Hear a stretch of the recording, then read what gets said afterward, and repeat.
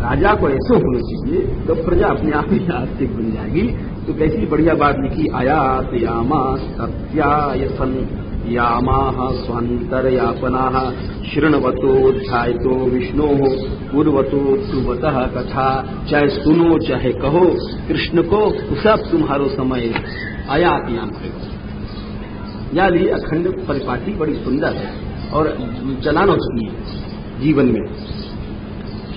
71 चौकड़ी उन्होंने बिताया और यात्रा से जो सतत कृष्ण के पास में है वहां के लिए क्लेश नहीं आ सके।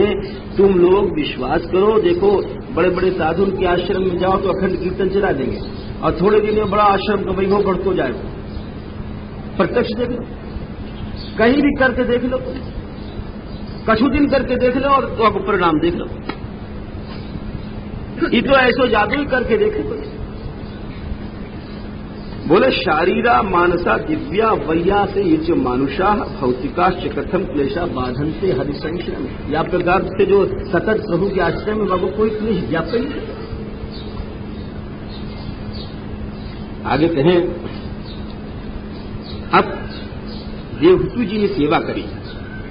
अब यहां पर समझने की बात है सेवा कैसे करना चाहिए, यही सब बातें समझने की है। इसमें अध्याय में कह रहे हैं तीसरे श्लोक में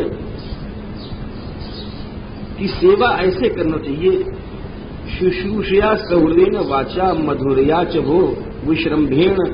दूसरे तीसरे में सेवा को परिपाटी बताइए। सेवा ऐसे करनी चाहिए, सेवा ही सीखना चाहिए हर व्यक्ति को।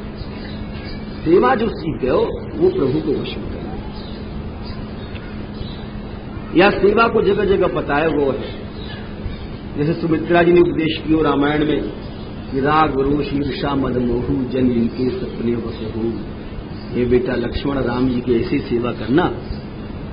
वैसे यहां कह रहे हैं कि बड़े विश्वास से करना चाहिए। सेवा करने वाले को आदमी बहका और देते हैं लोग। अब तुम कहीं सेवा करने जाओ कहूं महात्मा के या कोई, तो 4 आदमी तुमको बहकाएंगे, अरे तू क्या मूर्खता में फंस गया है, कुछ कमाई करता 10-5 रुपए कमाता, फिर 2 घंटा बेकार करता। वाकई निष्ठा को लाइक चौका फेर देंगे।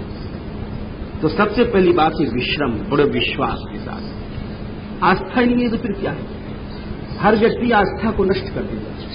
और अगर आस्था होगी तो आगे सेवा भाव को सब बिगाड़ देंगे, नास्तिक बना देंगे, काला बना देंगे, होशियार बना देंगे अपने जैसे। देखो हम हैं, बिना पैसे काम नहीं करते। विश्वास से, पवित्रता से, गौरव से, इंद्रिय दमन से, काम दम छोड़ करके सबको जीतना पड़ता है काम आदि को। नहीं तो बहू रानी खींच ले जाएंगी, क्या सेवा करने देंगे? दम्भ को, दिखावे को छोड़ दे। ये नहीं कि हम सेवा कर रहे हैं 25 रुपए लाए, अच्छा भाई सब लोग जब देखें जब चढ़ गए, तो अब ये दम्भ के लेके तुम चले आए तो ये सेवा कहा रही, तो सेवा ही नहीं रही तुम्हारी। तो शास्त्र कह रहा है विसृज्य कामम दम्भम च, और द्वेष को छोड़ो बाबा, लोभ को छोड़ो, ये सब बात छोड़ो, तब वाको नाम है सेवा। और ये सब चीजें हैं तो सेवा कहां है?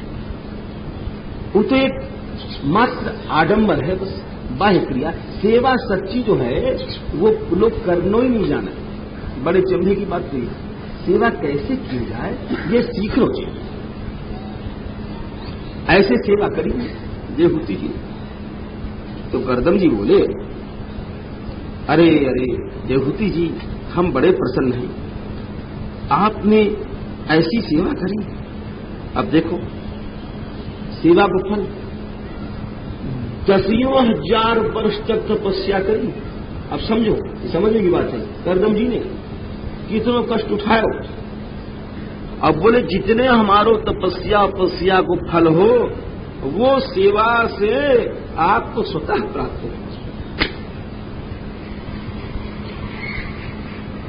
सेवा जो वस्तु है कितनी बड़ी, सेवा अगर ढंग से करी जाए तो जो 10,000 वर्ष लाखों वर्ष कोई तप करे वह को थोड़ी सी देर में सेवक प्राप्त कर लेता है फल। किंतु सेवा या ढंग से होनी चाहिए, जो ढंग यहां लिखा हुआ है, और ये ढंग नहीं है तो ये काम, पोल पाल ढोल तो काम नहीं। ये कैसी बढ़िया बात बता रहे हैं, ये में स्वधर्म निरतस्य तपः समाधि विद्यात्म योग विजिता भगवत प्रसादा, उसका हम तुम्हारे लिए दे रहे। और ये सब जो दिव्य भोग है ईश्वर प्रदत्त, आपको तो कोई मनुष्य पा ही नहीं सके। ये तो सेवक को मिला है सब बातें। तो देवहूति जी बोली, महाराज एक बात है, पहले और बेचारी सेवा की पत्नी बोले कछुए का झोपड़ी तो बना क्यों निस्संगत्व आए कल्प तो वो मुक्त हो जाए।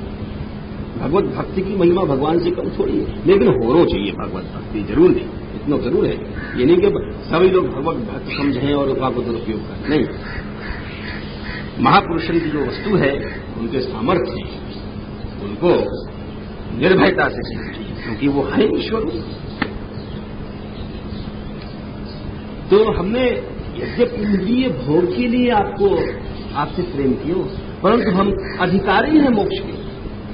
तो गंगा जी में चाहे कोई रस्या कूद पड़ेगा, स्नान तो नहीं जाएगा गंगा जी।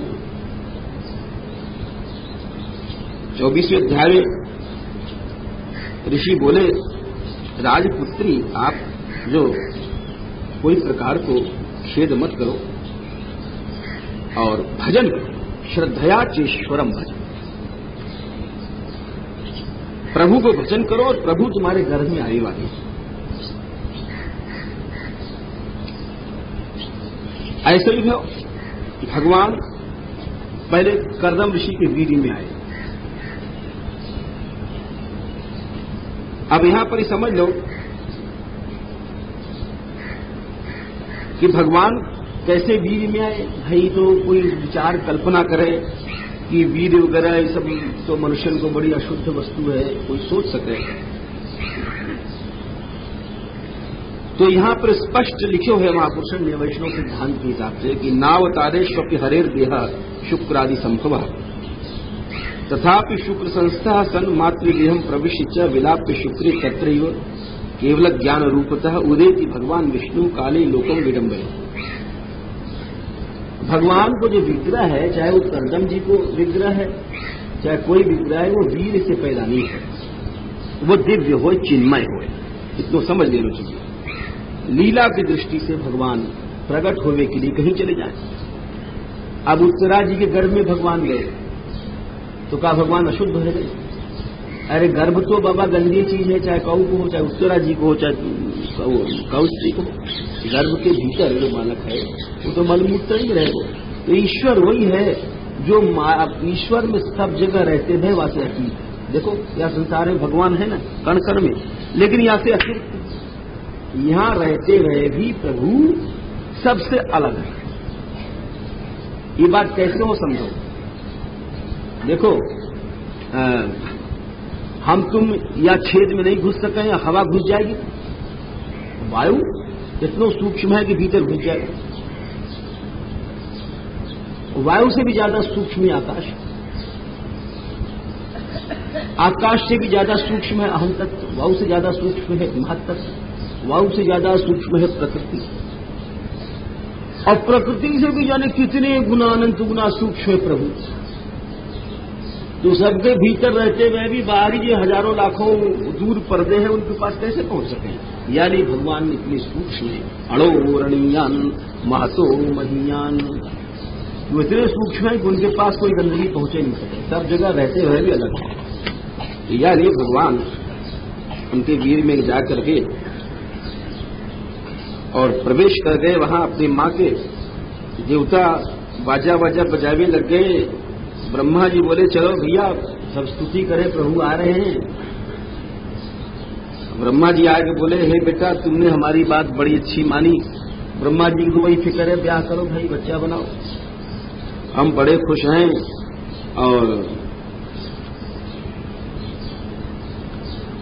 और बात यह है कि ये जो लड़कियां हैं ये मुख्य ऋषि के लिए तुम दे दो। अब भगवान कपिल देव जी आ रहे हैं। हे मानवी माने देवहूति जी तुम्हारे गर्भ में चले गए हैं, इनको नाम कपिल हो। अब यहां पर एक बात समझ लो, क्या प्रमाण भगवान को शरीर दिव्य है? लिख रहे हैं हिरण्यकेशः पद्माक्षः पद्मुद्रा पदाम्बुजः। आचार्य लोग लिखे हैं हिरण्यकेश जो है ये उनके शरीर की विग्रह की चिन्मयता है। वेद एक मंत्र आवे, या एषोऽन्तरादित्यो हिरण्मया पुरुषः आप प्रणखात् सर्वमेव सुवर्णः हिरण्यश्मश्रु हिरण्यकेशाः, ऐसे वर्णन आवे कि जो प्रभु हैं हिरण्य का मतलब सोना है, लेकिन सोने का मतलब है दिव्य। यहां पर प्रकाशित भगवान जो हैं दिव्य, भगवान को कैसे विग्रह है? सब दिव्य है, प्रकाश बहुल है। तो यहां पर हिरण्यकेश लिख रहे हैं और इनको नाम कपिल हो। कपिल को भाव समझ लो, क कहें सुख को, कम मन सुख को जो पीते हैं और लाते हैं संसार में, भगवान तत्व ग्राम को उपदेश करें। अब अपनी सब 9 लड़किन के को ब्याह दियो, ब्रह्मा जी के 9 बेटान थे, और जब उन्हें सुनियो कि भगवान आज हमारे यहां आ रहे हैं, क्योंकि अभी ब्रह्मा जी स्तुति करके चले गए, तो एकांत में जा करके और प्रभु को अवतरित जान करके स्तुति करने लगे। बोले अरे हम लोगों की अवज्ञा को न गिनते हुए प्रभु अपने वात्सल्य के कारण से आज हमारे घर में अवतार में भी हो।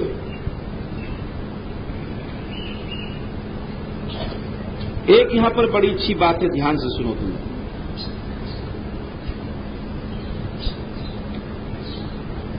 तान्येव तेभि रूपाणि रूपाणि भगवंस्तव यानी यानी च रोचन्ते स्वजना नाम अरूपिणा।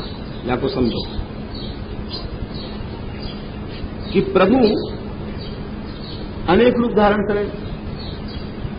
नमोस्तुनंत रूपाय, जो अनंत रूप है प्रभु को, ये नहीं कि थोड़े से।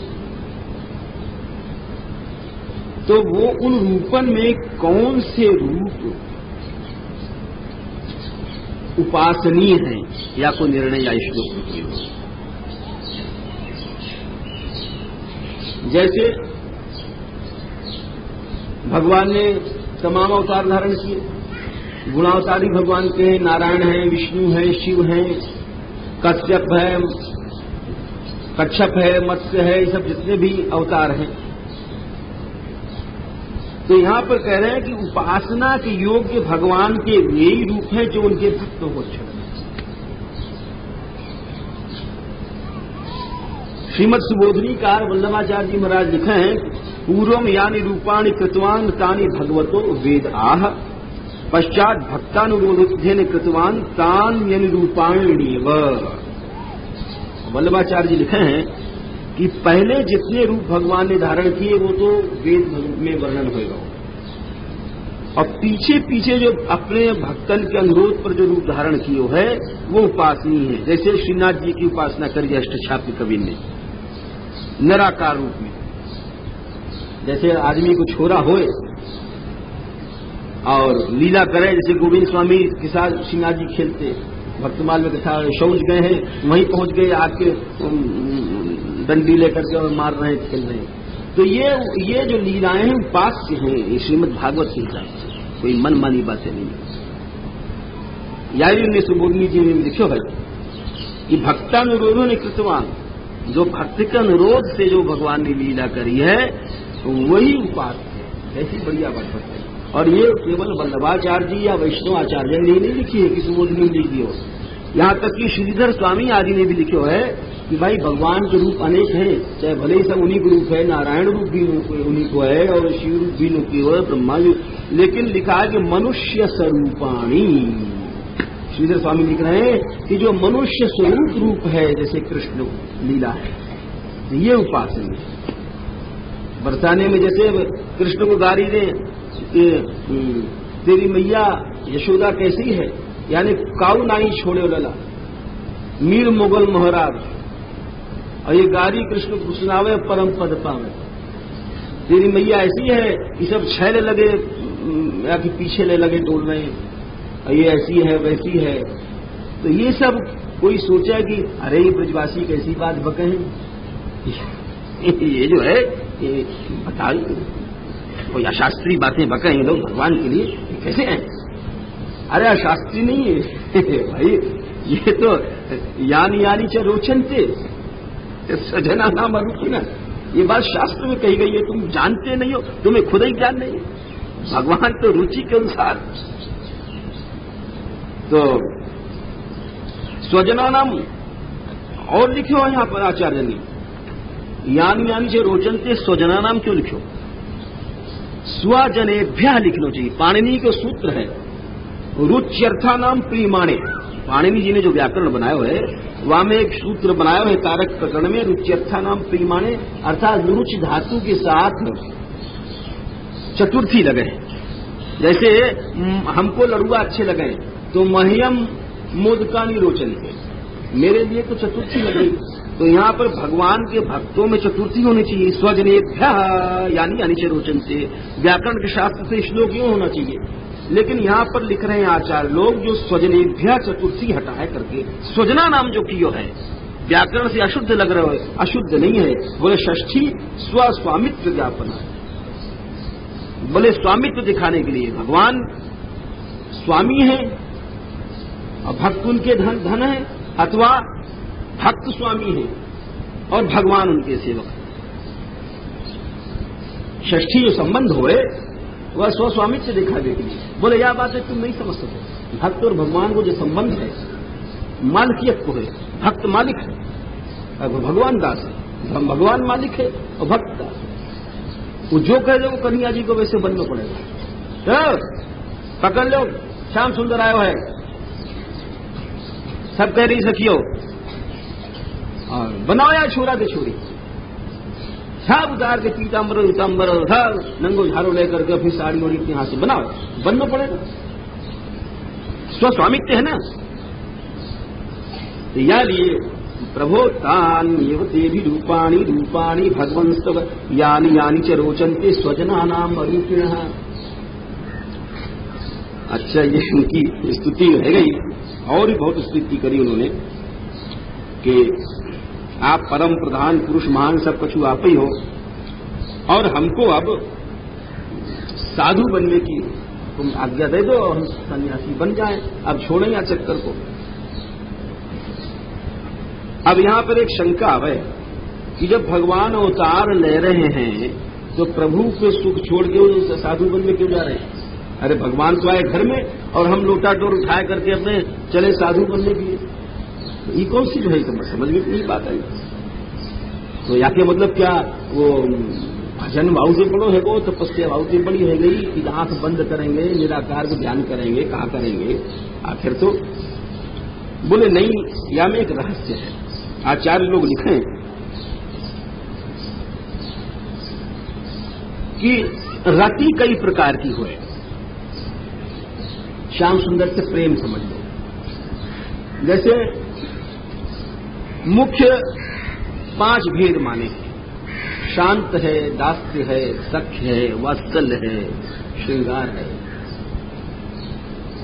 यूं समझ लो, चाहे श्याम सुंदर को लोग ध्यान करें ज्योति रूप से, शांत भाव से, कोई दास भाव से कि हमारे प्रभु मालिक हैं, हम दास हैं, कोई सखा मान करके कन्हैया पर चढ़ जाए पद्दी कर लगे, कोई हमारा बेटा ही है। यशोदा जी सोच रही है था उनके परिक्रम तद्भाव भावित जितने भी हैं, जैसे बल्लभपुर में सेवा वात्सल्य की हो, लाला आए भोग रखो, सवेरे रात को भोग रखेंगे, बंटा भोग इतना बड़ा लड़ुआ, जाने बच्चा को जाने काटे भूख लग जाए रात में 12 बजे तो कहा खावेगा, तो बंटा भोग रखो जाए, बड़ो बढ़िया लड़ुआ हो बालक के लिए। तो ये वात्सल्य रति है और श्रृंगार की रति है। ये वृंदावन सब मंदिरों में चले जाओ तो वहां श्रृंगार की रति। ये नहीं कि संझाई को सुहा दे वल्लभ कुल कुमारन की तरह, तो रात ही कन्हैया जी सोएंगे 9-10 से पहले नहीं। तो जो जाति जो रति की वासना हो, वही वासना से वो रति में प्रवेश करे, जो जहां को अधिकारी हो। जैसे दास सेवार हो, वहां को दास ही अच्छो लगे, वो वो सख्य में ही जाएगा। सख्य वाले को सख्य अच्छो लगे, नंदगांव वाले से जाएगा तुम कछु बात करो श्रृंगार आदि की, तो घूम घुमा के वही सख्य पे ले जाएंगे, सख्य मिश्रित श्रृंगार पर। अब विशुद्ध जो प्रिया जी को श्रृंगार वो समझे नहीं पाए। तो जो रति वालों जहां को वहीं पहुंचे। तो आचार्य लोग लिखे हैं रतिर वासनया स्यात् विभासते क्वापि कस्यचित्। इस न्याय से, या शास्त्र के न्याय से दास्यनिष्ठ ये है करदम जी महाराज, दास्यनिष्ठ होने से वात्सल्य रति को अनुभव नहीं लेते। वात्सल्य रति में इनको अधिकार नहीं। जो दास्य भाव वालों है प्रभु को बेटा बनावे में बड़ो सुख से, उस शुद्ध माधुर्य वालों भले बेटा बना ले वो। जैसे जब जब यशोदा रानी को उन्होंने ऐश्वर्य दिखाया श्याम सुंदर ने, तो घबरा गई थोड़ी देर में। फिर वो घबरा गई तो श्याम सुंदर हंस गए थोड़ी देर में। हंसने से कहा गया जो ऐश्वर्य शक्ति बीच में विघ्न आ गई थी वो भाग गई, और माधुर्य शक्ति ने वहां दबा दिया, 2 डंडा लगा है, यानी कन्हैया बेटा है, तू कहा भगवान भगवान लगे, तू कहां से आई, चल। तो यार ये जो शुद्ध वात्सल्य रति है वहां में सबको अधिकार कैसे हो जाएगा बाबा? चाहे कोई करदम की हो चाहे कोई हो। यशोदा जी के भाग्य को तो न ब्रह्मा, आगे श्लोक आवेगो, न ब्रह्मा न लक्ष्मी कोई नहीं पा सके, आगे हम बताएंगे। तो यह कारण से उनने आज्ञा मांगी। ठाकुर जी बोले श्री कन्हैया जी कि अच्छा कोई बात नहीं है, मैं तत्व सांख्य को उपदेश करके जो आत्मपथ नष्ट हो गया है, अपनी मैया को आध्यात्मिक विद्या में मैं ही रहूंगा, तुम जाओ। और उनकी आज्ञा लेकर के वे चले गए और परम वैष्णवी गति को प्राप्त कियो। अब इधर कहा हो कपिल जी शौनक जी पूछ रहे हैं कुछ उनकी बात सुनाए दो महाराज। सूत जी बोले कि भाई मैत्रेय जी आगे कथा सुना रहे कि वे तो चले गए और ठाकुर जी वहीं बिंदु सरोवर में रहे। देवहूति जी बोली आप अपने बेटा से बोल रही हैं, हे प्रभु हमें यह अंधकार से पार करो, आप तो नेत्र हो, हम आपकी शरण में। श्याम सुंदर बोले कि कपिल जी बोले बड़ी सुंदर बात कही, आध्यात्मिक योग से ही जीव को कल्याण होए। हम लोग सब लोग अपने को आध्यात्मिक समझें, लेकिन आध्यात्मिक कौन को कहें अभी समझो। अपने मन में सबई बने मुझे भगत। बोले आध्यात्म योग में दाखला मने एडमिशन तभी हुए जबकि दुख और सुख से आदमी की अत्यंत उपरति हो जाए, न वह दुख व्यापे न सुख में खुशी हो, तब आपको दाखला हो, ये शुरुआत हो। अब बात बनाने लेनो अलग है। अभी घर में कोई मौत हो जाए, अपने रोग हो जाए, घाटा हो जाए पैसा के, सबके मोड़े उदास हो जाएंगे। तो अभी तो बाबा अध्यात्म योग में हम लोगों को दाखला ही नहीं भयो है, शुरुआतें नहीं भई है। और पहलो श्लोक जो कपिल भगवान ने बोलो यही बोलो कि भाई तुमको एडमिशन लेना है ना इस कॉलेज में, तो तुमको दाखला लेना है, तो पहली जो बात ये है इस मार्ग में वो ये है कि पहले दुख सुख से तुम ऊपर उठ जाओ, तब तो तुम्हारा दाखला है यहां। अरे ईश्वर प्रेम भाई टिका है, जो कुछ अपनो प्यारो कर रहे हो भाई में सुखी रहे। और चीची मीमी लगाए बैठे हम लोग कि 4 पैसा का घाटा होगा, छोरी बीमार हो गई और छोरा बीमार होगा, बस यही मरे जा रहे। तो इसलिए योग आध्यात्मिक पुंसाम मतो निश्रेषाय में अत्यंतो परतिर्यत्र दुखस्य च सुखस्य च, ये पहलो ज्ञान दियो अपनी मां। और देखो मैया इस चित्त ही जो है यही तो बंधन करावे और यही मुक्ति करावे, कोई दूसरो नहीं करावे। चेता मन चित्त, अब चित्त का अर्थ कहें ये समझो। हम लोगों को चित्त बंधन क्यों करा रहे हो, या की परिभाषा है हम लोगों को चित्त चिनोति आत्मनि मलम इति चेता। हम लोगों को जो चित्त है वो चिनौती इकट्ठा कर रहे हैं, केवल गंदगी मलमूत्र इकट्ठा कर रहे हैं। हम लोगों को जो चित्त है सिवाय मलमूत्र भोग के और कुछ इकट्ठा नहीं कर रहा है। तो यहां हम लोगों को चित्त है चिनौती आत्मनि मलम इसी चेता। और जो महापुरुषन को मन हो उच्ची धातु से चिनौती आत्मन भगवत तत्व, उनको चित्त कृष्ण को इकट्ठा करे। चिनौती आत्मन श्री कृष्ण तत्व से मतलब वही श्री कृष्णम इसी चेता। तो वह हिसाब से उनको चित्त भी चित्त है और हमारो चित्त भी चित्त है, लेकिन इकट्ठा करवे वाली जो वस्तु है वो अलग अलग है। कोई हीरा इकट्ठा कर रहे हो है, कोई जो है मलमूत्र इकट्ठा कर रहे हो। तो चित्त बातें कहें, ये मन है अहम और ममता के अभिमान से। देखो वही बात फिर कह रहे हैं भगवान, जो बात पहले देवहूति जी ने कही थी वो 20वें श्लोक में वायु सिद्धांत को दोहरा रहे हैं। प्रसंगम अजरम पाशम आत्मनः कवियो विदुः स एव साधु स्वीकृतो मोक्ष द्वारम अपावृतम। आसक्ति स्त्री पुरुष की कामासक्ति होए तो बंधन है, परंतु वही बंधन वही स एव लिखा है। महापुरुषन में हो जाए तो मोक्ष द्वार खुलो है। यहां भी वही समाज बात है, तो महापुरुष होना चाहिए। करदम जी जैसे हो, अपने ऊपर मत घटा लीजिए, क्योंकि हम जो कुछ महिमा बता रहे हैं उन महापुरुषन भगवत भक्तन की बता रहे हैं। गड़बड़ी वही होए जब हम लोग अपने मलमूत्र के शरीर को घटाए हम महापुरुष हैं। ये आसुरी भाव में जो हम लोग दुरुपयोग करें तो गड़बड़ी वहां से शुरू होती है। अन्यथा ये बात खोल के यूं समझाई जा रही है कि महापुरुषन की हम लोग महिमा को जाने, दुरुपयोग के लिए नहीं बात कही जा रही। या कोई लोग छिपावे हैं, छिपावे की बात नहीं है। महापुरुषन की शक्ति हम लोग नहीं जानेंगे तो भक्ति क्या जानेंगे। अरे राम ते अधिक राम कर दासा, ये तो तुम्हें जानना ही पड़ेगा। या छिपावे ते होगा का। साधु कैसे हुए, अजात शत्रु हुए, शांत हुए, 3 गुण भौतिक बताए, 4 गुण आध्यात्मिक बताए और आध्यात्मिक भी कई गुण बताए हैं। इन गुणों की संख्या वल्लभाचार्य जी ने बहुत अच्छी लिखी है, सब घटाए करके। और महापुरुष लोग जो हमारी हर समय कथा को सुने हैं और कहें, अरे कृष्ण संग से इतर नहीं, बाहर नहीं जाए। कृष्ण संग से इतर जाएगा जो व्यक्ति तो वो तो धोखे खा जाएगा। चाहे कोई आचार्य हो चाहे गोस्वामी हो, वो कृष्ण चर्चा से जो इतर है वो गयो। सीधी सी बात है, कोई कितना ऊंचा हो। भगवान बोले, अब भक्ति को लक्षण कर रहे हैं, सुनो। देवानाम पुनलिंगानाम मानुष्यविक कर्मणाम सत्वैवैक मनसो वृत्ति स्वाभाविकी तुया। देवानाम को अर्थ है यहां पर इंद्रियां। यद्यप देव शब्द का अर्थ हो देवता।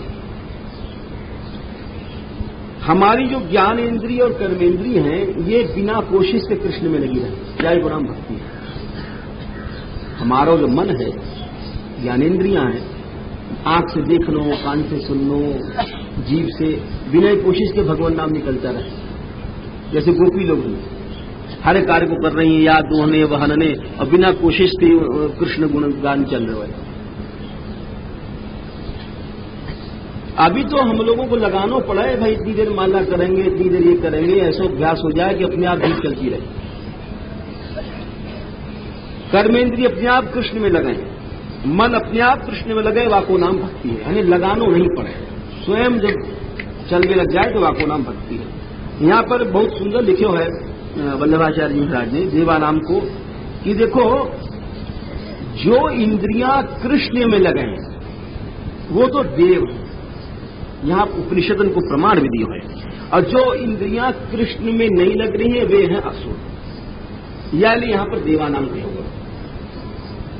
जहां व्यक्ति की इंद्रियां श्याम सुंदर में लग रही हैं, बाकी इंद्रियां नहीं है, बाकी इंद्रियां तो देवता हैं। अब यहां पर एक प्रश्न आवे कि भाई 11 इंद्रियां हैं, आचार्य लोगों ने लिखी है।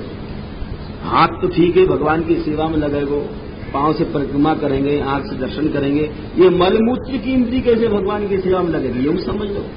क्योंकि आचार्य ने खोली बात, तो छिपावे की कोई नहीं। लिखो मलमूत्र वाली इंद्री जो है वो भी कृष्ण में लगा है। कैसे लगे गए कि मलमूत्र परित्यागा चित्त स्वास्थ्य तो भवे अतः पायुरूपस्थश्च तदाराधन साधनम विष्णु धर्मोत्तर पुराण में लिखा। ये मलमूत्र इंद्रिय अगर गड़बड़ कर देती है तो शरीर बिगड़ जाता है। अगर शौच नहीं हुआ तो फिर बैठे रहो, दूषित गाल छोड़ते छोड़ते भगवान ही मन नहीं लगेगा। तो यानी इनको भी संयम चाहिए, उपस्थ इंद्रिय को भी संयम चाहिए। अधिक भोग से भी कृष्ण से विमुख हो जाओगे। ये प्रहलाद जी ने बात लिखी है। जो पीछे को पीस रहे हैं वो श्लोक आगे आगे वो सप्तम स्कंद में कल हम बताएंगे। तो यानी इनके संयम से ही, इनको संयम करनो ही कृष्ण में लगाना।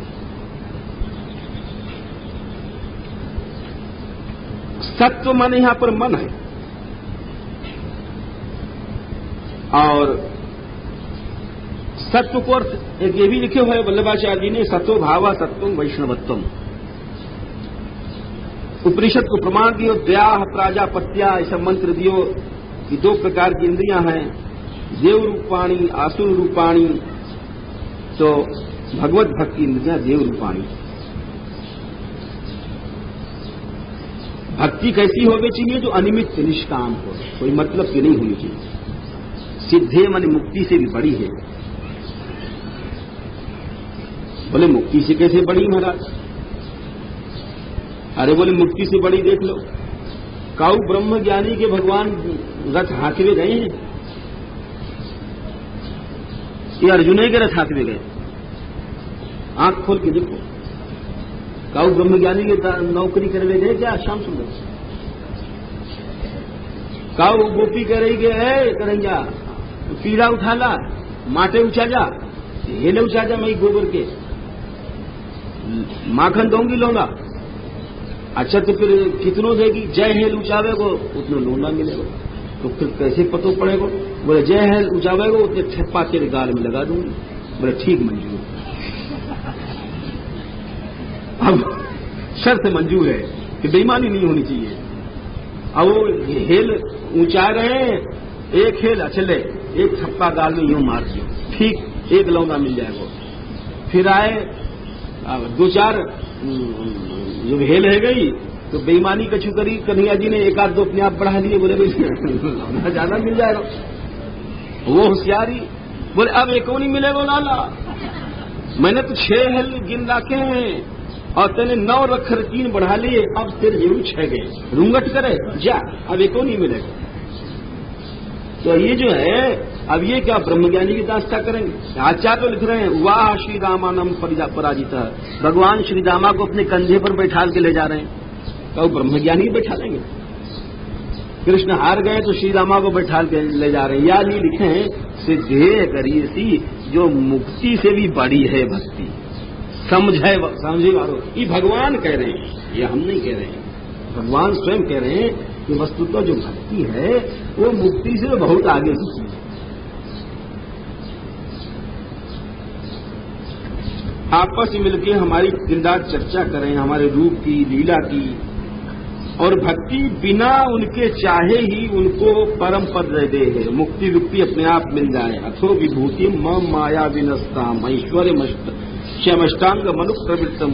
सत्यादि लोग की विभूति भी उनको मिल जाए, और हमारे धाम को ऐश्वर्य जो वैष्णव धाम को वो सब उनको स्वतः प्राप्त हो जाए।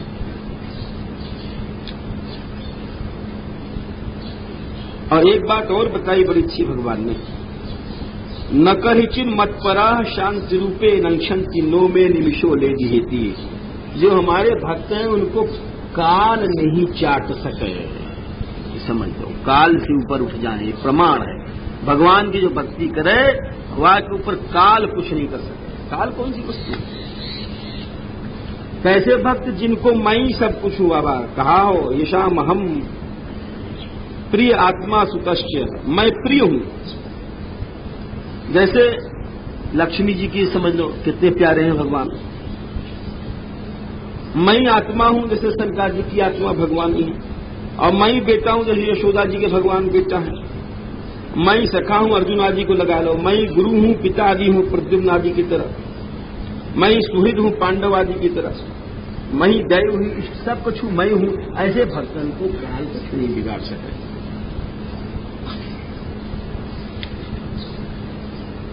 और जो अपने को और अपने पीछे जितने घर ढोर चौके वगैरह हैं वो सब मेरे लिए छोड़ दें। देख लो, विसृज्य सर्वान अन्यांश्य, सब कुछ छोड़ना पड़े। जब ही चैतन्य महाप्रभु जी ने कही है कि बिना सर्वत त्यागम नहीं भवति भजनम यदुपते, सर्वत त्याग के बिना कृष्ण को भजन नहीं हो सकता। पोल पाल को काम नहीं है। वहां पर श्याम सुंदर कह रहे हैं कि सब कुछ छोड़ दे, मैं उसको तान मृत्यु और अति पार है। जो मेरे लिए सब कुछ छोड़ दे, वाह मैं मृत्यु का वस्तु है, वह कंधे पर उठा के ले जाऊं। अति पार है, पार है नहीं अति पार है, बड़े लाड़ प्यार से अति शब्द लगा दो। पार हो गई तो छोटी चीज है। अरे मैं कौन हूं? मैं मध्याद वासी वातो यम सूर्य स्तपति मध्याद, मेरे भय से वायु चल रही है, मेरे भय से सूर्य है, मेरे भय से काल दौड़ रहा है। काल वाल क्या चीज है? ये तो हमारी नौकर क्या करें? ये वेद की श्रुतियां जैसे कही है, वाको भाव भीषास्मत् पवते वायु भीषोदेति सूर्यः भीषादग्निश्च इंद्रश्च मृत्युर्धावति पंचमः। कालवान का वस्तु। तीव्र भक्ति योग हमारे कर्म मन में लगाओ, हमारे मन लगाओ भक्ति योग से। मैं ही आत्मा हूं ना। आत्मा मैंने कहा होए, समझो अतति व्यापनोति इति आत्मा, जो सबको व्याप्त किए बैठे हैं प्रभु सर्वव्यापक है, वायु को नाम आत्मा है। तो फिर कालवाल तो सब वायु के भीतर आ गए ना। फिर आगे ठाकुर जी बोले कि देखो, पहले सबसे सृष्टि के पहले ये पुरुष हो निर्गुण, यानी या के पास जो प्रकृति है सूक्ष्म देवी है, गुणमयी है, अपने आप गई। अब देखो यहां पर एक समझने की बात है कि सब लीला वैसी है जैसे कोई मालूम पड़ रहा है संसारिक है, जैसे पुरुष के पास कोई स्त्री मोहित होकर जाए तो वहां पर दैव इच्छा से गई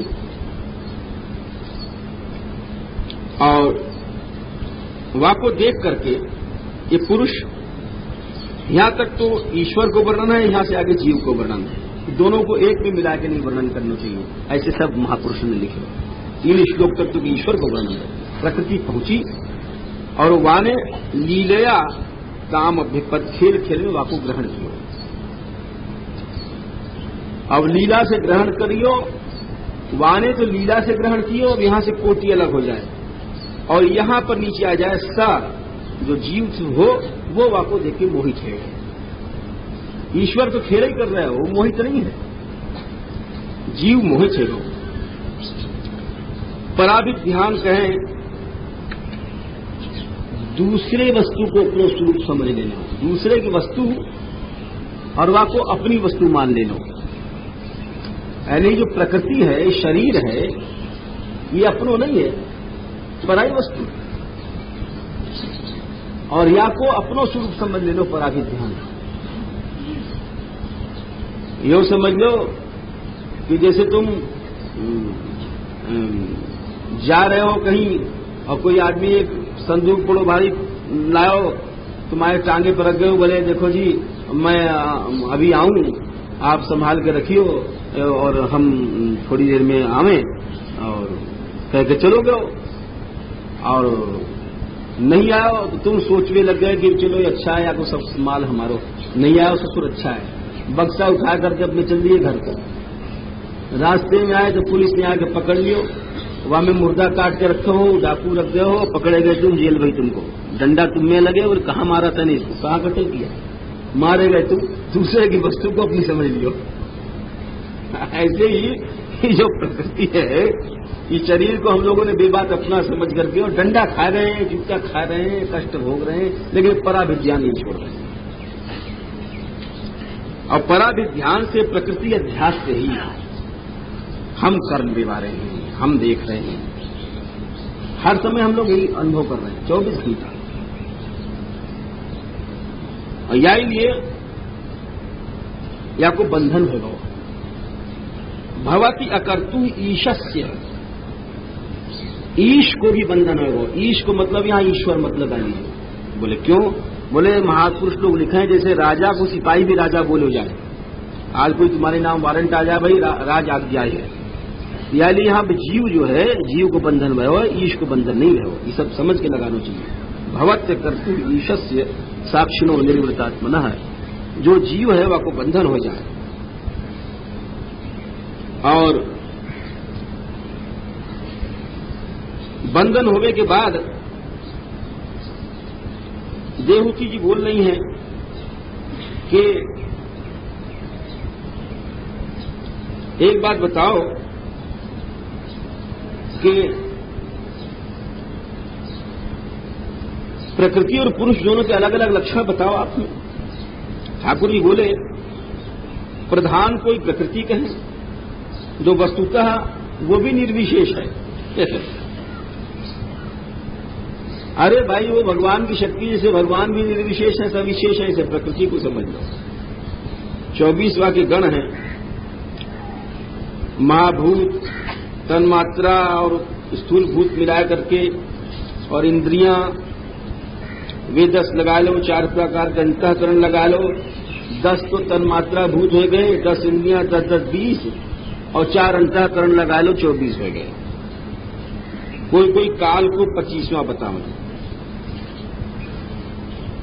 तो वो भगवान जब प्रकृति उनके पास क्षुभित होकर गई, क्षुभित होकर के कामवती होकर के, तो वह प्रकृति रूप योनि में भगवान जो हैं उन्होंने वीर्य धारण किया।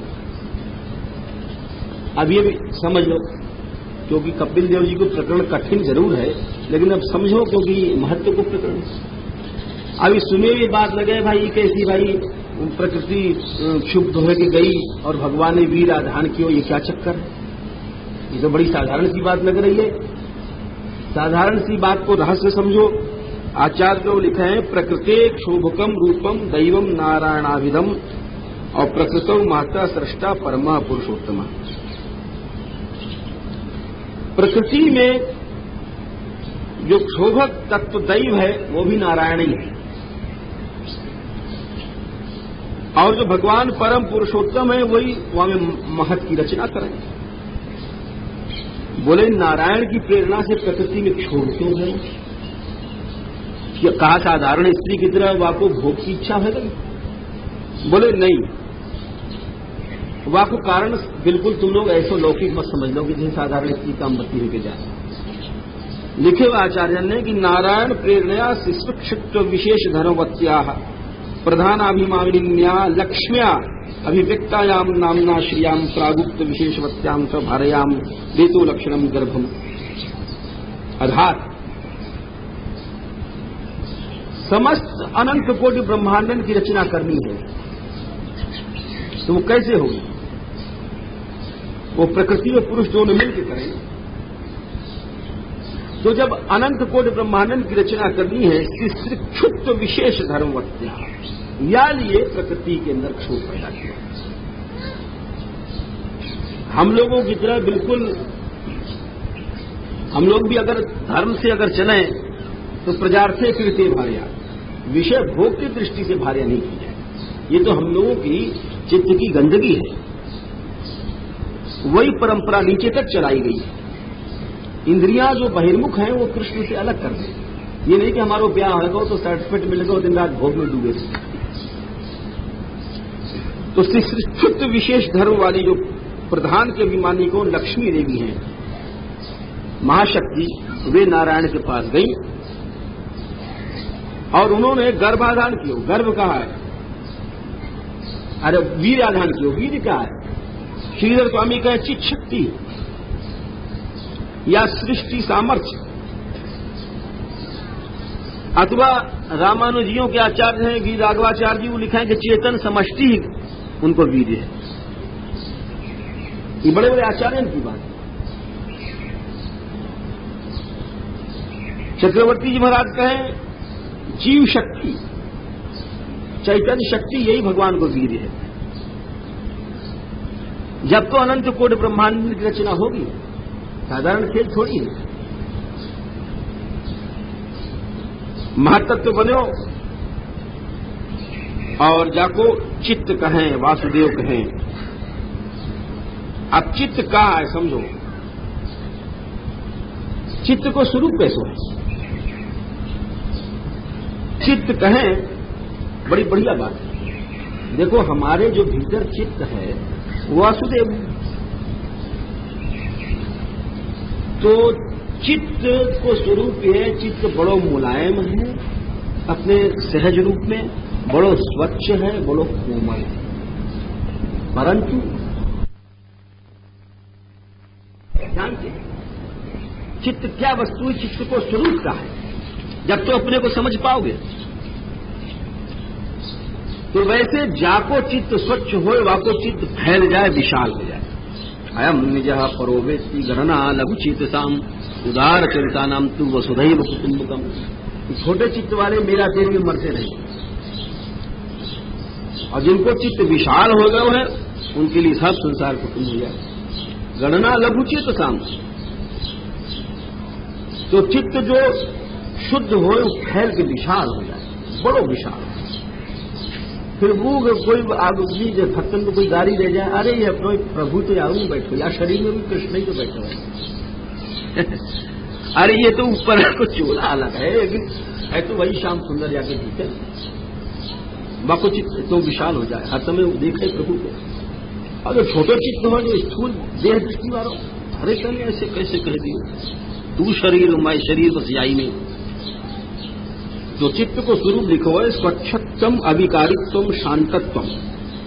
स्वच्छ तो स्वरूप जो है, अविकारी कोई विकार, शांत।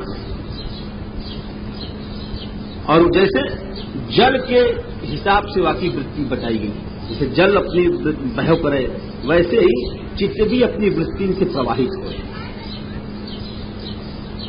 तो ये जो भाव है, भक्ति भाव, करुणता वगैरह, ये चित्त को द्रवीभूत करें। यही बात मधुसूदन सरस्वती ने आगे लिखी है कि भक्ति कहा करे चित्त को, जैसे लाख देखे होगा तुमने, लाख की चूड़ी बने देखी ना, तो लाख की चूड़ी में लाख को पिघलाओ तो पिघलते में उनमें रंग डाल दो तो रंग पक्को हो जाएगा, छूटे हुए। आई समझ में?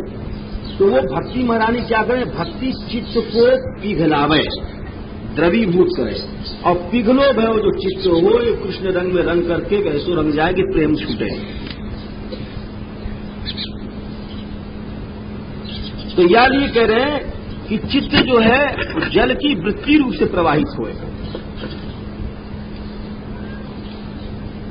और स्वरूपता हो अपनी शांत स्वरूप। ये केवल हम लोगों को चित्त सिकुड़ के विकृत होएगा वो है, कठोर होएगा वो है, और यानी अशांत रहेगा वो।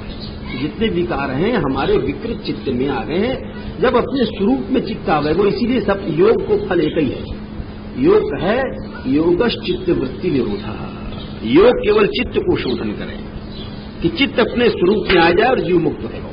अब भगवान ने भी यहां अभी हमने तुमको बताया ना, सबसे पहले कहिए अपनी मैया से, चेता खल्वस्य बंधाय। ये चित्त ही जो है बंधन करे, चित्त ही मुक्ति करे। तो अपनी मैया को ये सब समझाए करके, और फिर वाकई अहंकार की उत्पत्ति बताए है 3 प्रकार को। चित्त के अधिष्ठाता वासुदेव है, उपास्य, और महत्त्व हमने बताया कि तुमको, बाकी उपास्य वासुदेव है।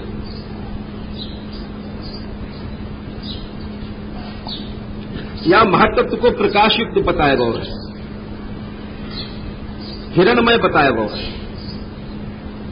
अब प्रकाशयुक्त क्यों बताया गया समझो। या में वल्लभाचार्य जी बड़ी अच्छी बात लिखा है, तस्येन्द्रियाणि भगवत इवानंदमयानि रेतस्तु सच्चिदंशः चिदंशः विस्ते के सदंशस्तु प्रकृति सकाशात संबद्धते ततः सा प्रकृति महत्त्वम असूये तस्य शरीरम हिरण्यमय यथा सूर्यांतर्गतस्य नारायणस्य आनंदतरो ऐक्य हिरण्य रूपता भवति। भगवान के वीर से उत्पन्न होने के कारण महत्त्व जो है वह स्वतः प्रकाश बहुल है, ये साधारण नहीं है। और महत्त्व को पास नहीं, इसीलिए कृष्ण मानोगे।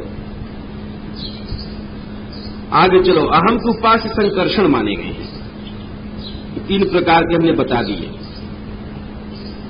वाक्य बाद में इंद्रियों का अधीश्वर अनिरुद्ध जीव है, जिनको मन समझो, मन के उपास्य। वाक्य बाद में बुद्धि तत्व पैदा हुआ तेजस अहंकार से, राजस से, या के उपास्य प्रद्युम्न जी माने गए। बुद्धि की 5 वृत्तियां उसे लक्षण किए गए हैं। इंद्रियन को भी तेजस माने हुए यहां पर, और तामस अहंकार से तन मात्राएं भी, और फिर यहां पर फिर इंद्रियों की उत्पत्ति माने हुई। क्यों? अब यहां पर विरोध आ जाए। यही 4-5 श्लोक में एक जगह तो इंद्रियों को तेजस अहंकार से उत्पन्न बताया और फिर नीचे बता रहे हैं तामस अहंकार से। तो बोले विरोध नहीं है, तेजस अहंकार से इंद्रियां उत्पन्न अवश्य नहीं है, लेकिन संबंध दोबारा जब विषय से भय हुए तो या लिए उनकी फिर से उत्पत्ति गिना दी गई तामस अहंकार में। विरोध नहीं है। अरे भाई, पैदा होकर के विषयों से जब संबंध होए तो वो भी एक प्रकार का जन्म मान जाए। आकाश की उत्पत्ति भाई 5 तत्वों के लक्षण बताए यहां पर। 5 तत्वों के लक्षण बताने के बाद सब इंद्रियों के लक्षण बताओ भगवान ने, और फिर ब्रह्मांड को निरूपण कियो। इन सबको समष्टि ब्रह्मांड है, ब्रह्मांड में भगवान प्रवेश कर गए। तो यहां क्रम से 3 वस्तुओं की उत्पत्ति बताई है। एक तो छिद्र, जैसे ये आंख रूपी छिद्र में इंद्रिय रह रही है, और देवता, ये 3 चीज उत्पन्न हुई है संसार में। अब ये सब देवता मिलकर के उठावे लग गए, लेकिन विराट उठो नहीं। सब लग पड़े, ब्रह्मा जी भी लग पड़े, रुद्र जी भी लग पड़े, भगवान विष्णु भी लग पड़े चरणों में घुस करके, जो जहां को देवता हो, लेकिन विराट नहीं उठो। तब अंत में भगवान वासुदेव, जो चित्त के अधिष्ठाता चैत्य हैं, क्षेत्रज्ञ हैं, वो जब वहां में उठे तो विराट एकदम उठ के ठाड़ो है। अर्थात महत्व यहां पर चित्त को ही है, यानी योग शास्त्र में चित्त को निरोध बताया हुआ सबसे प्रधान लक्षण। और हम लोगों को हर कार्य या कथा को भाव ये केवल भजन जैसे हम लोग करें, भजन के साथ साथ अपने चित्त को झांको। केवल ये नहीं कि बस माला छटका लिए, सेवा कर लिए, अपने चित्त को झांको। चित्त तुम्हारो कैसे हो? सदगुरु लोग यही सिखावे कि चित्त की वृत्ति देखो तुम्हारी कहां जा रही है। चित्त स्वरूप में हो जाएगा तो तुम स्वतः उत्थित हो जाओगे। तो स्वरूपस्थ नहीं है तो 1000 और इंद्रियां हाथ पांव हिलाते रहो, जैसे विराट सोते रहो वैसे तुम भी सोते रहोगे। इस मोह निद्रा से नहीं उठ सकोगे। इसलिए भजनानंदी जो सच्चो हो वो अपने चित्त को झांके, तब जाकर उठेगा। भगवान बोले कि जो पुरुष है ये प्रकृति में स्थित भी वासे लिप्त नहीं है, केवल अहंकार से मोहित होकर के अपने को कर्ता मान लियो। और चित्त शुद्ध कैसे होगा, या कि साधन बताएं, भक्ति करो, विरक्ति करो, बहुत से साधन बताएं। मौन रहो, शांत रहो, संतुष्ट रहो, इन सब साधनों को सोचो, करो। और बतायो है कि जैसे जल में देखो इस सूर्य है, जल में या की परछाई पड़ रही है। अब जल व परछाई को ये दीवार पर फेंक रहे हो, तो मालूम पड़ रहा हो ये सूर्य यहां आ गया है। वैसे ही परमात्मा है परमात्मा को समझो, यानी ब्रह्म जो है वहां को अहंकार में जाकर प्रतिबिंब पड़े हो, और अहंकार से भाषित होकर फिर इंद्रिय में प्रतिबिंब पड़े हो। तो प्रतिबिंब को प्रतिबिंब, एक प्रतिबिंब को देख करके दूसरे मूल प्रतिबिंब को अनुमान लगाओ, और दूसरे प्रतिबिंब को देख कर बिंब को अनुमान लगाओ, अर्थात या प्रकार से ईश्वर को अनुमान लगाओ। इंद्रियां कैसे काम कर रही हैं, वो चैतन्य कहां से आया, ये सब भगवान की तो बात है। तो थोड़े से विचार कर, जैसे लिखे हो केन उपनिषद में कि कौन बोलता है, कौन देखता है, आंखों में देखने वाला कौन है। तो ध्यान से अगर विचार करो तो आंखों के भीतर देखने वालों परमात्मा है। रोशनी कहां से आ रही है, अरे लट्टू जल रहा है, कहां से जल रहा है, बिजली कहां से आ रही है, तो विचार करते चले जाओ जहां से बन रही है, जल हाइड्रो इलेक्ट्रॉन से। वैसे ही परमात्मा ही सबको प्रकाशक है। जैसे या प्रसंग को बड़ो सुंदर लिखे हुए गोसाई जी ने, विषय करण सुर जीव समेता सकल एक ते एक सचेता।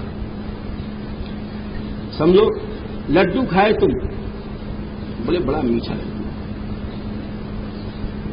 तो बोले लड्डू मीठो नहीं है, बस यही तो धोखे में हम लोग मारे जा रहे हैं। स्त्री मीठी नहीं है, ये जितनी भी मिठास है ये सब श्री कृष्ण की है। विषय, विषय में प्रकाश कहां से आया, हमारी इंद्रिय ने खाया जब भी तो वो लड्डू मीठा लगा था। तो इंद्रियन कोई प्रकाश लड्डू में दो, तुम्हें लड्डू अच्छे लगाओगे, इनको नहीं लगेगा, इनको कढ़ी अच्छी लगेगी, क्योंकि तुम्हारी इंद्री दूसरे ढंग की है, इनकी इंद्री दूसरे ढंग की। कहो खट्टो अच्छे लगेगा और मीठो अच्छो लगेगा। तो विषय में प्रकाश कहां से गए, इंद्रिय से गए। हमारी जिह्वा में है मिठास, विषय करण, और इंद्रिय में कहां से आया, बोले इंद्रिय में को प्रकाशक कौन है, देवता। आज काऊ को जो इंद्रिय को देवता प्रकाश न करे तो इंद्रिय काम नहीं करेगी। कितने लोगों की नाक होए, उनको खुशबू बदबू दे पता नहीं पड़ेगा, क्योंकि भीतर की इंद्रिय मर गई। कान काऊ का ऐसे बराबर है और भीतर सुन नहीं रहे, छेद है, वाकई सब बातें। इंद्रिय को देवता जो है रूठ गए। तो विषय करण सुर, और देवता के पास प्रकाश कहां से आया, जीवात्मा, और जीवात्मा के पास प्रकाश कहां से आया, ईश्वर। विषय करण सुर जीव समेता सकल एक ते एक सचेता, और सबकर परम प्रकाशक जोई राम अनादि अवधपति सोई। जगत प्रकाश से प्रकाशक रामू और मायाधीश ज्ञान गुण धाम। वही बात यहां कह रहे हैं कि प्रतिबिंब के प्रतिबिंब को देख के प्रतिबिंब को समझो, फिर वहां से बिंब स्थानीय ब्रह्म को समझो। तो सब जगह जो मिठास है, रस है, सुख है, वो ब्रह्म को ही है। ये धोखा है कि हम लोग समझ रहे हैं कि लड्डू मीठा है, इसकी मीठी है, ये सब जगह मिठास वहां से आ रही है। देवहूति मैया बोली, अरे बड़ो विचित्र प्रश्न कर दियो कि प्रकृति और पुरुष ये दोनों एक दूसरे को नहीं छोड़ रहे हैं, तो मुक्ति कैसे होगी। अगर आज हम भजन करके मुक्ति हम कर लें, अब प्रकृति पासे बैठी है, फिर अरे पानी में रह करके कोई कब तक नहीं भीजेगा। अब विचित्र प्रश्न कियो, बोले महाराज या संसार में तो मुक्ति हो ही नहीं सके। बोले थोड़ी देर के लिए मान लो हम छूट के आए गए और फिर प्रकृति निपट जाएगी, तो प्रकृति तो यहां बैठी भाई है पास में, तो मुक्ति नहीं हो सके। भगवान बोले ठीक पूछ रही हो मैया, लेकिन बात यह है कि न ही प्रकृति, न तो प्रकृति बंधन है, प्रकृति बंधन नहीं है, माया बंधन नहीं है, न पुरुष बंधन है, न ही प्रकृति संबंध मात्रम बंध हेतु। आचार्य लोग लिखे हैं प्रकृति से संबंध होना बंधन नहीं है। प्रकृति पास में है, चाहे लड्डू है, चाहे पेड़ा है, चाहे स्त्री है, वैसे संबंध है हमारो, तो संबंध बंधन नहीं है। देखो बहुत पतली बात है। हम लोग ये समझाएं कि जैसे कोई संत है लड्डू खा रहे हो तो भाई लड्डू जीभ में गया, ये बंध रहे हो लड्डू में, क्योंकि प्रकृति को संबंध में हो। तो आचार्य लोग लिखा है कि नहीं, प्रकृति संबंध मात्रम बंध हेतु, जो मोटे लोग समझते हैं कि प्रकृति से संबंध भयो तब बंधन होगा, बोले संबंध बंधन नहीं है, किंतु गुण बुद्धिया तद आसक्तिर बंधा, किंतु गुण बुद्धि से जो वामे हमारी आसक्ति हो जाए वो बंधन है। प्रकृति को संबंध बंधन नहीं है, प्रकृति से संबंध बनो रहे। कमल को पत्ता जल में है और जल से अलग है जल में, लेकिन देखो जल से अलग है। वैसे ही जब हमारी आसक्ति हो जाए गुण बुद्धि से, एक आसक्ति हो भगवत बुद्धि से, वो अलग छोड़ो तो मुक्ति को मार्ग होगा, किंतु गुण बुद्धिया तदा आसक्ति बंधा वो बंधन है। यानी जीव जो भी यहां भजन कर रहे हो, जब आसक्ति रहित हो जाएगा तो मुक्त हो जाएगा, यानी कोई संदेह की बात नहीं।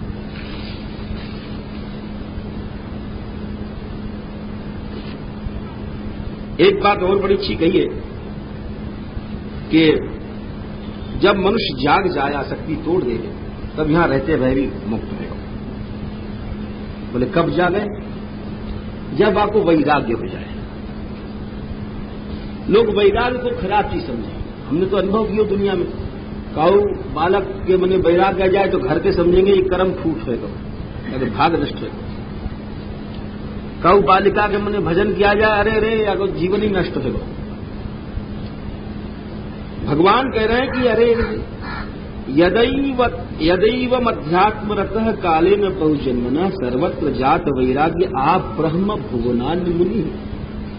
बोले 100, 200, 500, 1000, लाख, करोड़ों वर्ष के जब पूर्ण इकट्ठे हुए के आम है, यदैव अध्यात्मरतः काले न बहुजन्मना, तब जाकर के जीव को जात वैराग्य की प्राप्ति हो। वैराग्य ऐसी वस्तु थोड़ी जाको हम लोग समझे कर्म फूट होएगा, इतनी बड़ी वस्तु है। करोड़ों अरबन वर्ष से जो बंधन चला आ रहा है, वहां से जो जीव छूटने के लिए चले, तो आपको लोग समझेंगे आपको कर्म फूट है, आगे होगा, मंगी मंगाई रोटी खाएगा, ये करेगा वो करेगा। ऐसो नहीं, बोले ये तो वो धन प्राप्त कर रहा है जो कि करोड़ों सेठ जी नहीं पा सके। जितने बड़े बड़े सेठ हैं इनको अरबों वर्ष लग जाएगा तो शायद मिला, और नहीं तो अपना वही टका ही गिनते रहेंगे, वही टका समेटते समेटते मर जाएंगे, सब छोड़ के चले जाएंगे। और बड़े आदमी वही बोले जाए दुनिया में, जहां पे जितनों ज्यादा बंध रहे हो, जितनी ज्यादा रस्ती है वही आदमी उतना बड़ो माना जाए दुनिया। तो दुनिया को पैमाना अलग है नापे को। भगवान कह रहे हैं कि काले न बहुजन्मना, अनेक जन्मन के जब पूर्ण आवे हैं तब जात वैराग्य, ब्रह्म लोक तक की भोगन सेवा को वैराग्य हो जाता। ये वैराग्य, ये नहीं कि थोड़ी देर के लिए लंगोटी लगा के भस्म लगा दी, ये वैराग्य नहीं। वस्तुतः जो हमको धन नहीं चाहिए, कीर्ति नहीं चाहिए, भोग नहीं चाहिए, कोई भी हमको स्त्री आदि नहीं चाहिए, ये जो हृदय में इच्छा है, ये जो है राग इन वस्तु से हट जाना, ये है वैराग्य। ये जो है बहुत बड़ी तेज। तो हे मैया, यह प्रकार से जो योगी है वो वह वस्तु को प्राप्त कर ले जहां पर मृत्यु को हास नहीं है। मृत्यु हास से मतलब मौत अट्टहास कर, मृत्यु देवता जो है अट्टहास करे। हम लोग जब कोई वस्तु इकट्ठा करें तो हंसें कि देखो ये हमारो चबैना है, हमारा भोजन है, और हमारी डाढ़ के नीचे आके मरवे अवारो है और जोड़ जोड़ के रखते जा रहे। मृत्यु का हास नहीं है, वो उस वस्तु को विरक्त पा जाए। फिर भगवान बोले अब योग के हम लक्षण तुमको बतावें। बहुत से साधन बताए। सबसे पहले उन्होंने कही अपने स्वधर्म को पालन करो, ग्राम्य धर्मों से हटो और थोड़ो खाओ। देखो साधन को और भोजन को बड़ो संबंध है। अधिक भोजन जो करे व्यक्ति वो कभी साधन नहीं कर सकता, निश्चय समझ लो। और जो थोड़ो खावेगो, शास्त्र में लिखो है कैसे कितनों खानो चाहिए। द्वौ भागो पूरे दन्नई तोये नैकम प्रपूरे मारुतस्य प्रचारार्थम चतुर्थम अवशेष है। 4 रोटी की भूख है तो 2 रोटी खाओ, एक रोटी पानी के लिए जगह छोड़ दो, पानी पीने के लिए, और एक रोटी की जगह रखो हवा के लिए, प्राणवायु अच्छी तरह से आवे जाए, तो वो जो तुम्हारा भोजन है तुम कभी बीमार नहीं रह सकते, तुम्हारी बुद्धि शुद्ध सात्विक रहेगी। जितने रोग की उत्पत्ति है शरीर के अथवा मन की, ये अधिक भोजन से हो। जो साधक हुए हैं तुम देख लीजिए कहीं, वो हमेशा नियमित खाएंगे और सर्वदा वैकुंठ लीला विद्याम, भगवान श्याम सुंदर की लीला को ध्यान करो श्रद्धा के साथ। ऐसो नहीं कि इतने बड़े महात्मा बन गए कि लीलान की जो है आलोचना करने लग गए, अपना छुरी लेकर गला काटने तैयार हो गए, इतने ऊंचे मत बन जाइए। अरे भगवान लीला कर रहे हैं भक्तन के लिए, और वाको कोई ज्ञान मार्ग के मध्य में आके आलोचना करे तो समझो वाको तो नाश तैयार है, वो जाए रहो गड्ढे में। तो भगवत लीला को हमेशा ध्यान करो, वैकुंठ लीला विद्यानम समाधानम तथा या प्रकार से। और जब साधन कर रहे बैठो तो प्राणायाम करो, प्राणायाम करते हुए ध्यान करो। अच्छा, यहां पर प्राणायाम क्यों बताई गई है ये समझ लो। ये प्राचीन काल में देखो भक्ति अनेक प्रकार की हो, विशुद्धा भक्ति हो, योग मिश्रा भक्ति हो, ज्ञान मिश्रा भक्ति हो, अनेक भेद है भक्ति के। तो बात यह है कि जैसे हमारे यहां अनन्य विशुद्धा भक्ति ब्रज में चल रही है, आचार्य ने लिखी है, और यहां पर आकर के उनको मत अलग हो जाए। अब पुराण के जो आचार्य हैं वो इन सब साधनों को भी ग्रहण करके चले, जैसे योग है, ज्ञान है, तो क्यों ग्रहण करें? ये एक छोटी सी समझने की बात है। योग ग्रहण करें कि देखो कोई व्यक्ति होए, एक अंग्रेजी में कहावत है कि मन जो है हमेशा मोनोटोनस चीज में, एक सी चीज में नहीं लगा है। मन 100 साधन, एक क्रियात्मक प्रैक्टिकल अनुभव की चीज है कि मन हमेशा परिवर्तन चाहे। एक मनोवैज्ञानिक सत्य है, जाको कोई काट नहीं सके। तो मन हमारो सदा परिवर्तन चाहे। तो अनेक साधन को या ये उन लोगों ने जीव के हित लाभ की दृष्टि से अपनायो कि चलो किंतु तुम केवल एकमात्र लीला ध्यान में प्रारंभ को साधक वाको मन नहीं लगाओ, बड़ो कठिन है। सतत लीला चिंतन खेल नहीं है, ये तो बड़ी सिद्धावस्था की बात है। या लिए अनेक साधन को अपनाओ कि अनेक साधन के प्रयोग से जल्दी जीव को लाभ हो, और उनको कोई लक्ष्य थोड़ी हो, कोई नुकसान करे लक्ष्य। बाकी कोई रसिक महापुरुषों ने वो अपने स्थिति से अनन्य विशुद्धा भक्ति को उपदेश दियो, वो भी ठीक है, किंतु इनको भी दृष्टिकोण समझ लेना चाहिए। इनको लक्ष्य ही हो कि जीव को जल्दी से जल्दी लाभ हो। दोनों का दृष्टिकोण सही है, और जाको जैसी अनुकूलता पड़ जाए, क्योंकि आऊ बात को गलत कोई नहीं कह सकता। ऊंचो वो है, अब ऊंचो कौन है हमें, क्योंकि बहुत से लोग विशुद्धा भक्ति वाले अपने ऊंचा बतावें, अथवा शास्त्र पढ़ने वाले ये अपने ऊंचा बतावें, यहाँ बड़ी तुतमे में होती है। तो अब ऊंचो कौन है? वो अपनी जगह अपने को ऊंचा कहेंगे, अपने को ऊंचा कहेंगे। तो या कोई एक नमूना समझो ऊंचो कौन है। बोले जैसे कोई इंटरव्यू हुए है, तो इंटरव्यू में कोई आदमी आजकल जो राजा नहीं है, प्राचीन काल में राजा थे, तो राजा के बेटा कोई गयो, अगर पूछो इंटरव्यू वाले, हुआ व्हाट आर यू, तुम कौन हो?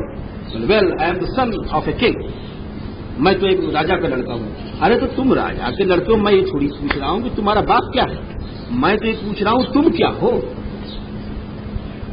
तुम बड़े बाप के बेटा हो, ये प्रश्न थोड़ी है, इंटरव्यू में पूछा जा रहा है तुम क्या हो। तो इसलिए केवल हम इतना कह दें कि हम ऊंचे हैं, या ऊंचे घर के हैं, या ऊंचे अनन्य हैं, ये हमारे बाप ऊंचे हैं, फलाने दस का चार हैं, ये बात अधूरी है। तुम क्या हो, तुम्हारा मन कितने रस। हम केवल ऊंचे हैं या ऊंचे घर के हैं और कह के स्वयं बहिर्मुखता में डोल रहे हैं, ये भूल है, ऐसे कल्याण नहीं है, ये केवल अंधता है। और लिखे भी है महापुरुषों ने कि ये जो रसिक बने हैं बहुत से लोग, उनके बारे में लिखे हो, बिहारी जी लिखे हुए, सेवक जी लिखे हुए, देखे देखे कांचे धर्म मिलके सुनो धर्म, धर्म ही धर्म और मन न जानत। तुम्हारी पिच क्या है? तुम तो रसिक बन गए और हो काचे धर्मी, ऐसे कल्याण थोड़ी होगा। या लिए महापुरुषन को जो लक्ष्य है उन लोगों को यही है कि जीव काउ तरह से जल्दी से जल्दी प्रभु की ओर लगे, यानी अनेक साधन को शास्त्र में अपनाएगा। तो वाको आंख बंद करके एकदम काटू नहीं चाहिए। अब यहां पर यह प्रसंग बताओ कि चूंकि बहुत से लोग आलोचना करते हैं, अरे भागवत में बहुत सी बातें लिख दिया, तो क्यों लिखी हो? वाको लक्ष्य है ना, कल्याण के लिए तो लिखी हो है। अरे तुम मान लो अगर एकदम ऊंचे अधिकारी हो, लीला में तुम्हारा मन लग रहा है, दिन रात भगवत रस में लीला में तुम डूब गए हो, तो तुम वास्तव में ऊंचे हो, तुम्हारे लिए थोड़ी। लेकिन जो साधारण जो जीव है वो तो जो चलेगा हो, तो वाकई लिए तो ये सब बातें लाभकारी ही हैं। पहले लोग कहने लग जाए, यह रस नवधा भक्ति बूठी रति भागवत कथा की। अरे हम तो उस रस में आए गए कि नवधा भक्ति से ऊपर उठ गए, भागवत और कथा को हमने उल्टी कर दियो। तो ये सब अपने स्थिति को बिना विचारे लोग कहते हैं। तो यहाँ पर प्राणायाम को लिखो है कि वस्तुतः हमने तो भाई अनुभव किया थोड़ा सा। जब हम यहाँ आए नए नए तो बड़े बड़े विकार भी आते काम में, मन हमारा भी तो संसारी है, ऐसा तो नहीं है। तो कभी कभी ऐसो मन हो जाता विकल। तो हमने वास्तव में अनुभव कियो कि कितनों भी काउ के मन में दोष होए, तुम सांस खींच के बैठ जाओ, प्राणायाम करो, और प्राणायाम थोड़ी देर करोगे तो अपने आप को मृत्यु देखी भी लग जाएगी और सब विकार गायब हो जाएगा। ये तो हमने अनुभव किया। तो वही बात यहां लिख रहे हैं, जो साधन नहीं करेगा वाकई लिए तो भाई कठिन है, लेकिन इन सब साधन को जो जाने कियो है वो समझ जाएगा कि हाँ ये सब चीजें लाभ करें साधक को। अब जैसे यहां पर लिखे हो प्राणायाम के बारे में आचार्य ने लिखे हुए, यथा शकुनी सूत्रेण प्रतिबद्धो दिशम दिशम पतित्वा न्यत्रायतनम अलब्ध्वा बंधनम एवं उपश्रीयते प्राण बंधनम ही सौम्य मन। छांदोग्य को मन कर दियो आचार्य ने कि जैसे एक चिड़िया हो, बुलबुल देखोगे तुमने बुलबुल पाले, तो बुलबुल को पाले वाले अड्डा होए, एक टी के आकार का अड्डा रखे, वहां पे झट एक डोर बांधे रहे, कभी बिल्कुल ऊपर बैठा लेंगे, कभी उंगली पर बैठा लेंगे। तो जैसे वो चिड़िया बहुत उड़ने वाली थी, किंतु वह डोर के कारण वह की गति रुक गई और वो ज्यादा दूर नहीं जा सके, बस अड्डे से उतरेगी, उंगली पर बैठे। वैसे ही ये वायु एक प्रकार की डोर है। वायु में वो शक्ति है कि जो वायु को रोके न प्राणायाम करे तो मन रूपी जो चिड़िया है वो ज्यादा दूर नहीं जाए, आके पंखा कट जाए, बहुत जल्दी वश में आ जाए। ये रहस्य मंत्रण में ऋषि ने बताया है।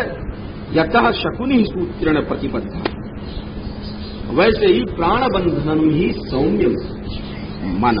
हे सौम्य, हे बेटा, ये जो मन है प्राण बंधन है, यानी प्राण वायु में बंधो गए है। जाने प्राण वायु को रोक लियो, आपको मन बड़ी जल्दी रुक जाएगा। साधना करने के लिए ये बड़ो अनुकूल इन्हें बताया है। और जैसे कि वायु लोहार, वायु और अग्नि के द्वारा लोहा को शुद्ध कर ले हैं, लोहा चांदी सोना ये सब ऐसे शुद्ध किए जाए, वैसे ही मन भी शुद्ध हो जाए। ध्यान करते समय मनुष्य की वायु को रोक देता है, ये कोई खराब बात नहीं है। जब भी ध्यान धरो तुम शुरू में प्रातः में, तो कुछ देर वायु को रोको, तो वो तुम्हारे लिए मन में अनुकूलता ही लावे। भगवान को यहाँ ध्यान बताया उन्हें, बहुत सुंदर रूप वर्णन कियो, और भगवान के एक एक अंग को ध्यान बताए हुए। पहले चरणारविंद बताए हैं, फिर जानू घुटना बताए हैं, और फिर बताए हुए भगवान को ध्यान कि लक्ष्मी जी अपने हाथन में लेकर के और भगवान के चरण को लालन कर रही हैं।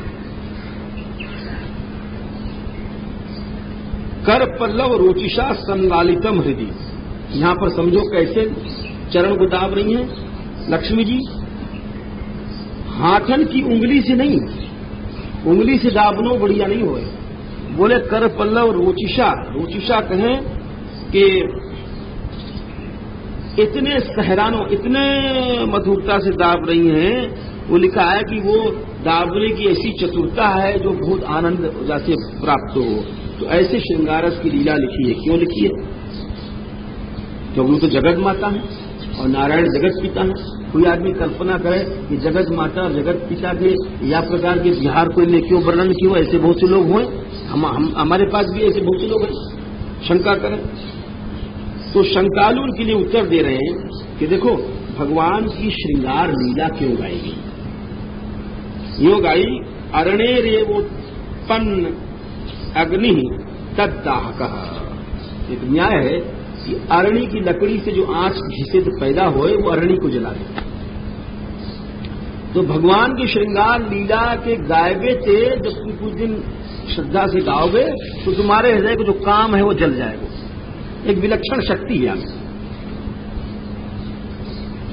अथवा दूसरे उदाहरण दिए, स्तेयम हरेर हरतियन नवनीत चौर्यम। माखन चोरी जब गाते रहोगे तो तुम्हारे हृदय की चोरी सब अपने आप चली जाएगी। एक विलक्षण शक्ति है। स्तेयम हरेर हरतियन नवनीत चौर्यम। माखन चोरी गाए चले जाओ तो तुम्हारे हृदय की सब चोरी गायब हो जाएगी। ये भगवान की लीलाओं में एक ऐसी वैचित्री है, एक ऐसी शक्ति है, गूढ़ शक्ति है, या गूढ़ शक्ति को भाई बिना जाने सोई जाने जय देव जनाई। जहाँ पे प्रभु दया करें वो जान सके। लीला नहीं आस्था जो है लोगों की हो नहीं। तो यहाँ पर बड़ो बढ़िया लिखे हुए, लक्ष्मी जी यह प्रकार चरण को दाब रही हैं और नाभि को वर्णन है और दक्षिणावर्त को चिन्ह है, दक्षिण स्तन के ऊपर श्वेत रोमावली है, श्रीवत्स की रेखा है बीच में, दोनों वक्षस्थलों के बीच में रेखा रूप में लक्ष्मी जी रहे। कौस्तुभ मणि है, भगवान की गदा है और यह प्रकार से नीचे चरणों से लेकर के ऊपर मुस्कुराहट तक को ध्यान बताया हो। भक्ति के द्वारा ध्यान करते करते अब एक यहां पर विचित्र श्लोक आएगा। जब रोम पुलक होने लग जाए तब जो साधक होए चित्त बडिश को, चित्त रूपी कांटा को ध्येय वस्तु से अलग कर ले। शब्दार्थ कुछ लोग यूं करें, ऐसे हिंदी टीकावार ने लिखी है।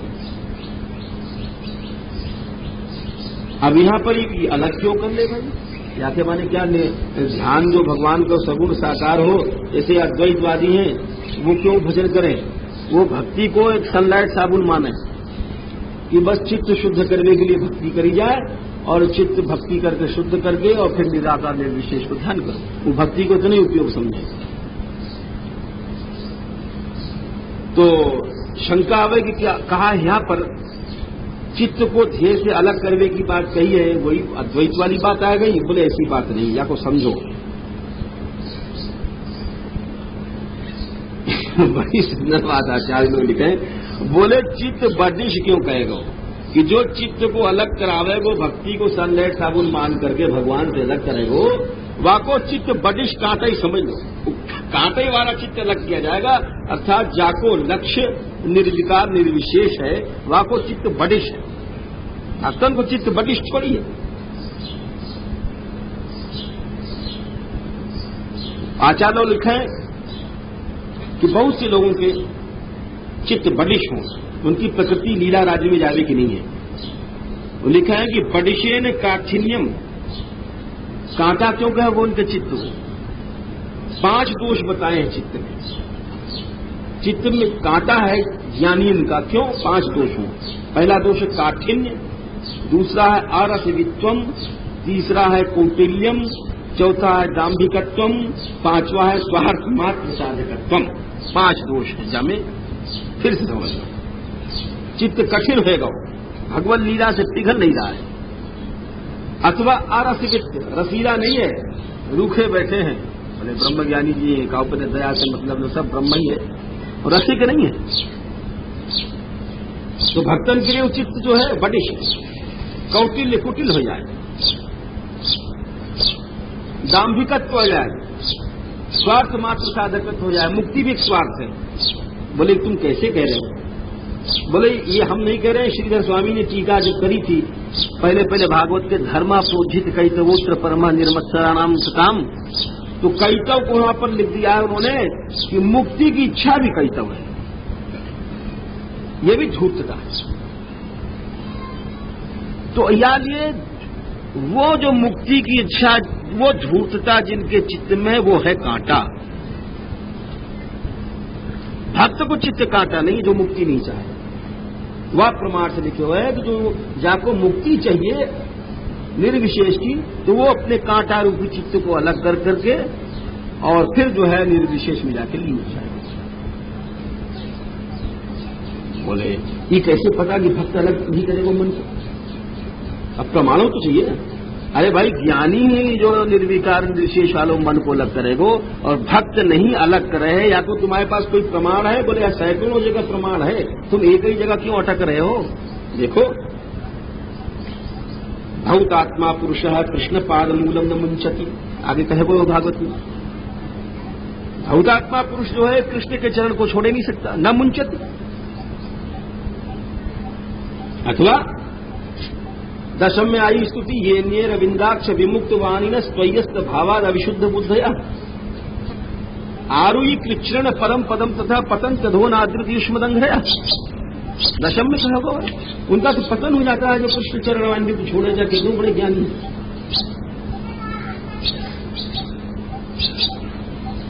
श्रीधर स्वामी ने वियोंते अर्थ कियो है, अद्वैतवादी हैं, लेकिन फिर भी उन्होंने कहा है कि भगवान से अलग नहीं करे चित्त।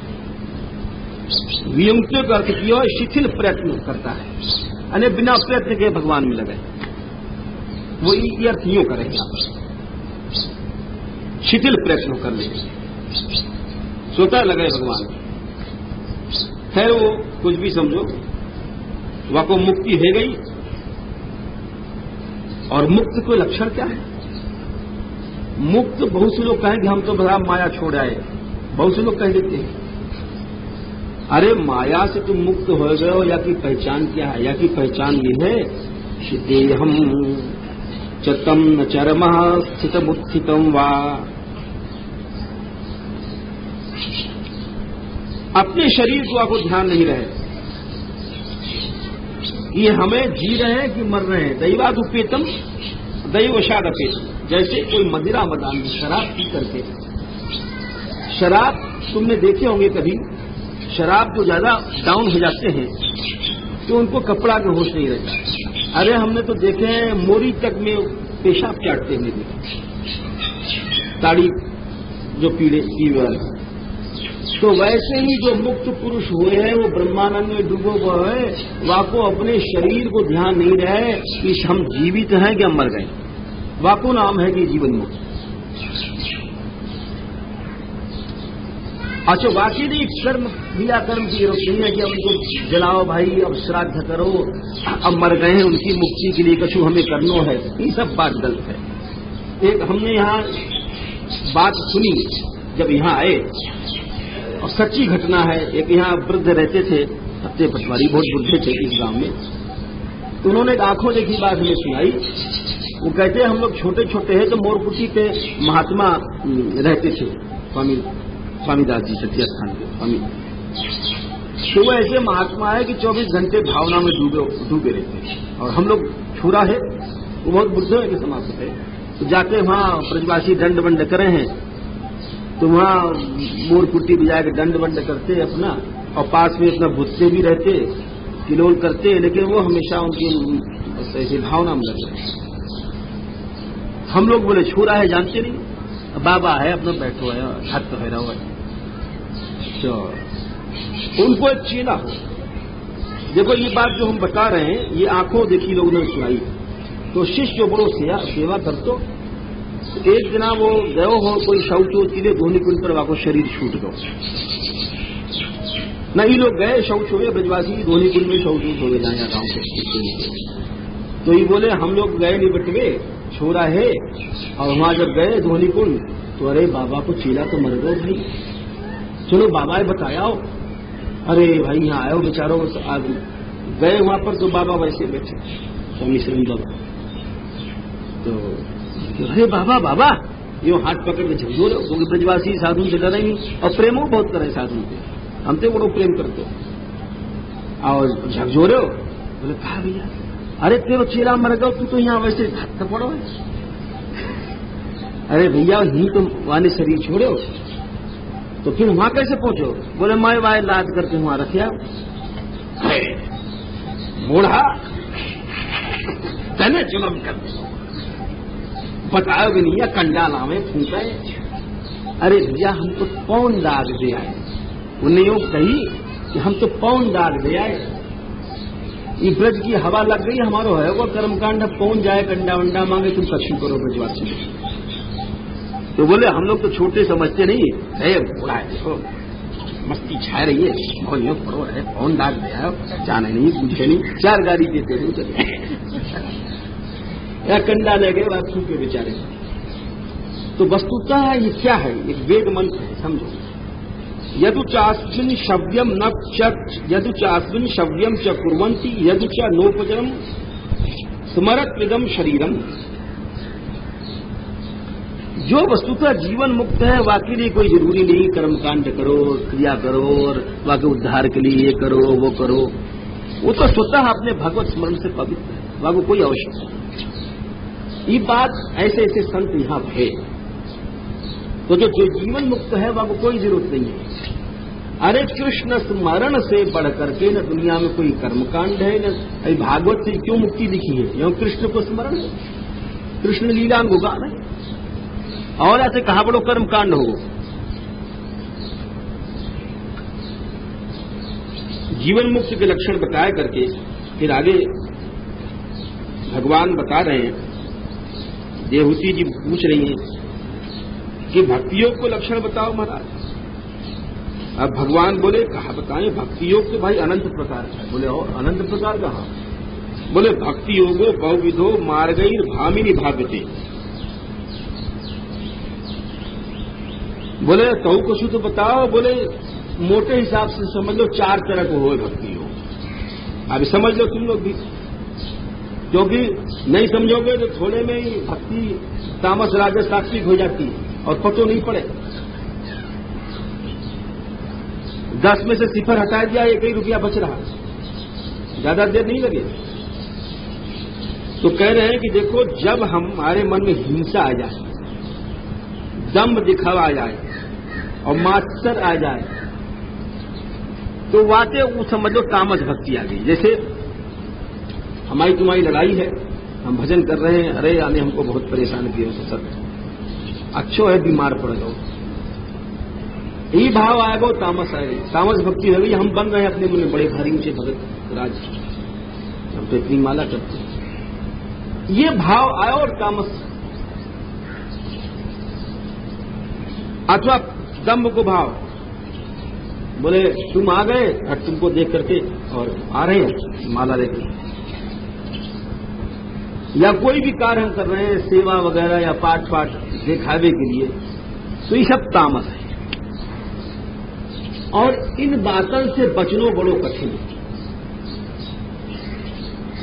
कोई बहुत विशाल हृदय वालों इनसे बचेगा। दम्भ हर एक आदमी करे, लड़का लड़की बुढ़े जवान सब दम्भ करें।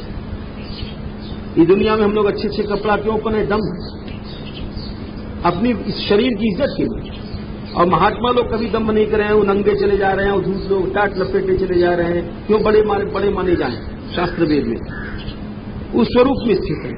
और हम तुम लोग दिन रात दम्भ ही लग रहे हैं, का लड़की का लड़का का जवान क्या संवार रहे हैं अपने शरीर को, सब दम्भ।